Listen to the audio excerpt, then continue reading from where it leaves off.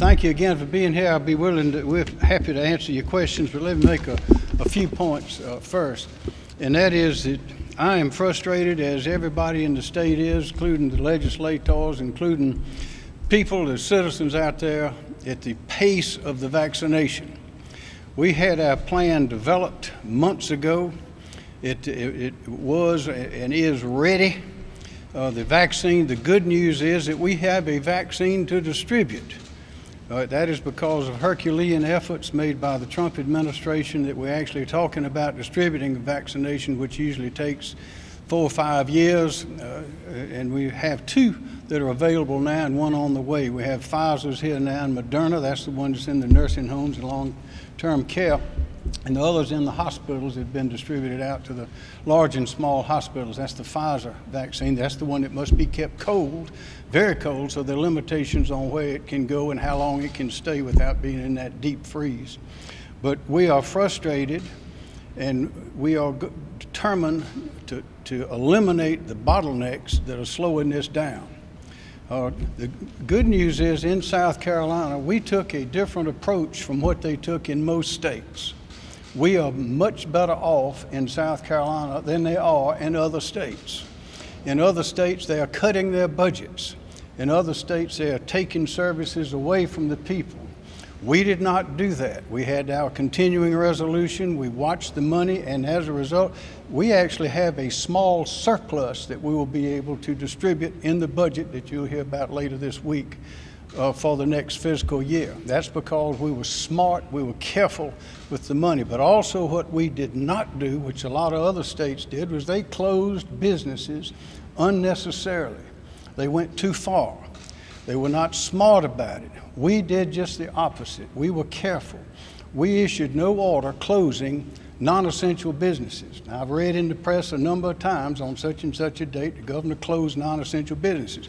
That is not true. That is an erroneous statement. We never used that word. What we did was we put limitations or closed for as short a period as we could on those businesses that we knew through the science and experience had the most opportunity for the spread of the virus. That included barbershops, beauty parlors, retail stores, other things that you're familiar with. We had a list of about 30 different kinds of stores, kinds of businesses, activities, and turned that over, as you know, to the Department of Commerce to make clear. But we did not close businesses, non-essential or otherwise, like they did in other states. And as a result, our people are working. As a result, we have one of the lowest unemployment rates in the country. But we got to get back to work. We've got to get the children into the classrooms, which is what we were talking about earlier this morning, and we got to get the parents back to work. That is our goal. Now, we have to have a vaccination procedure to do that. So to go to that point, we are frustrated. But I asked last week, as you remember, I asked DHEC make public a list on the website, which they have done, of how many doses of the vaccine have come in and where they've gone. As you know, so far, except for the Moderna that has gone to the nursing homes and long-term care facilities and are being injected by CVS and Walgreens, that's one set. That's the vaccine does not need to be kept so deeply refrigerated.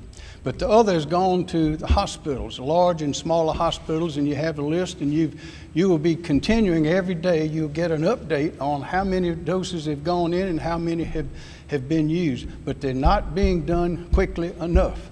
So after the DHEC published that list of information, we had a meeting, we had a number of meetings, had a number of telephone conferences with hospital executives, with DHEC personnel, as well as others in the community, and we determined that we've got to move this more quickly.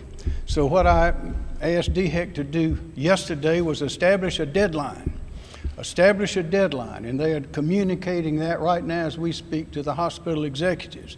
By January the 15th, if you are in group 1A, that's the first group, if you have not either gotten your vaccination or made an appointment to get it sometime shortly after that, then you're going to have to go to the back of the line. That is January the 15th. That's a hard deadline. If you have not gotten if you're in 1A, and we can read and see what 1A is, that's all the hospital work. It's a lot of other listed there. If you have not gotten your vaccination, or if you've not made an appointment to get it, and those are typically made in the hospitals right now, and in the next few days or perhaps a week or so, maybe a little longer, we'll see. After that, then you go to the back of the line. It's like boarding an airplane. When they call your rows, if you don't get on the plane, you go to the back of the line. You get in with everybody else. That's what we're going to do, and we're going to take similar steps as we go forward. If we need to move that deadline up, if we're able to move the next group in early, then we're going to do that. But that is the deadline for all those people in 1A. And 1A has been clarified, is being clarified right now by DHEC with all the hospital executives to explain exactly what 1A is. Essentially, those in the hospitals, there was apparently there's always confusion in these things. You have to be dealing just with COVID, or can any hospital work? Well, it's any hospital work. Anyone in there dealing with COVID people or people that are at risk of dying or mortality for a variety of reasons. It's a very broad category, and we made that clear just as late as this morning. So we expect to see some progress. If we don't see some progress, then we will cause some progress. We'll issue the orders and make the directives necessary to see to it that the people out there, many of whom are ready and willing to get the vaccination, can get that vaccination without undue delay. So our state is open for business. We know what we're doing. We have managed this well.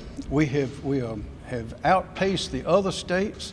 Other states have imposed draconian limitations. You've read about them. They having curfews and closing businesses left and right, and it has not done them a bit of good. They're in as bad a shape or worse shape than the rest of us.